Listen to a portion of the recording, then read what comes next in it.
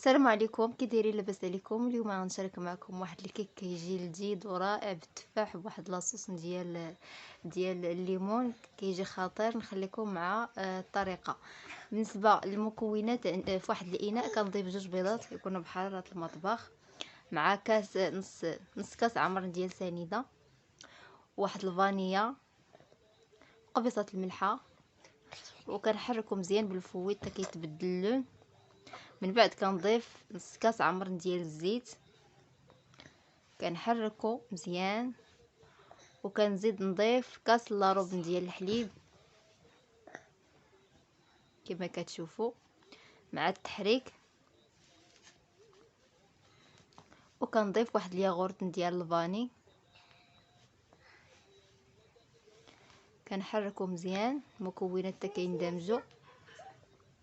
من موراها كنضيف واحد شويه ديال القشور ديال الحامض للتنسيم حسب الرغبه، ممكن ديروهم ممكن تستغناو عليهم. وكنضيف الدقيق بطبيعه الحال يكون مغربل. كنضيف الكاس الاول، كنحرك مزيان، وكنضيف الكاس الثاني،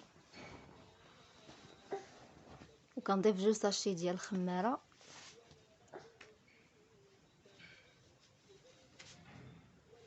كنحركو مزيان، وكنضيف ثاني نص كاس ديال الدقيق.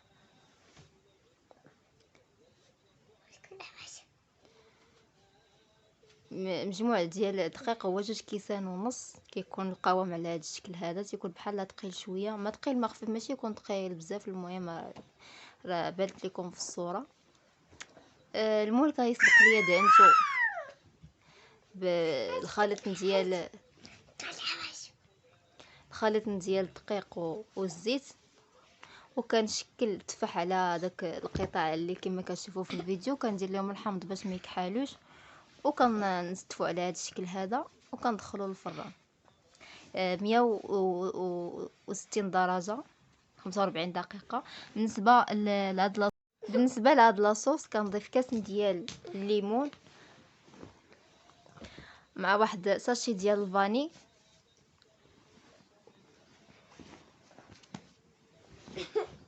وكنضيف واحد القطعه ديال السكر. ممكن ديروا سنيده 3 المعالق. انا ضفت هاد السكر حيت ما متوفرش عندي سنيده.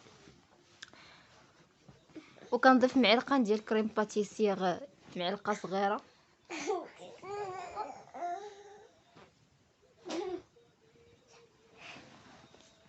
كنحركهم في البارد، وكنوضعهم فوق البوطه حتى كيعقدوا شويه، ماشي بزاف. الكيكه هو خرجته من الفران كيكون على هذا الشكل هذا، والكريمه وضعتها فوق البوطه حتى اختارت شويه كما كتشوفوا. ما تضيفوش كريم باتيسير بزاف، غير معلقه صغيره صافي. كنفرغوا لاصوص فوق الكيك على هذا الشكل هذا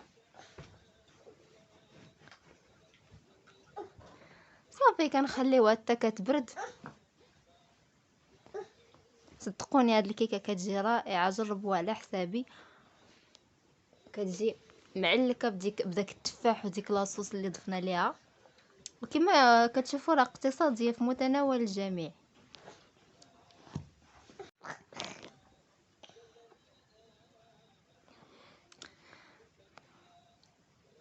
دابا غادي نقطع معكم واحد الطريف باش نشوفوها كي جات من الداخل.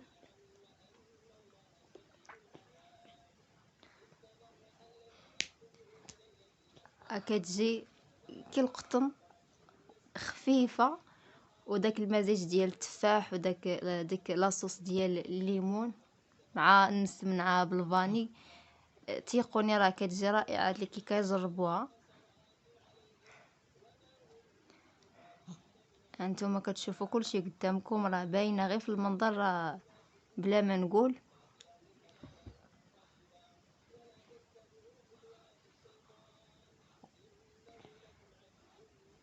كنتمنىكم تجربوا هاد الكيكه وما تبخلوش عليا من الاشتراك في القناه. اشتركوا عندي في القناه، راه عام هذا باش درنا القناه مازال ما طلعت. اشتركوا عندي، الله يجازيكم بخير. يلا الله يعاون.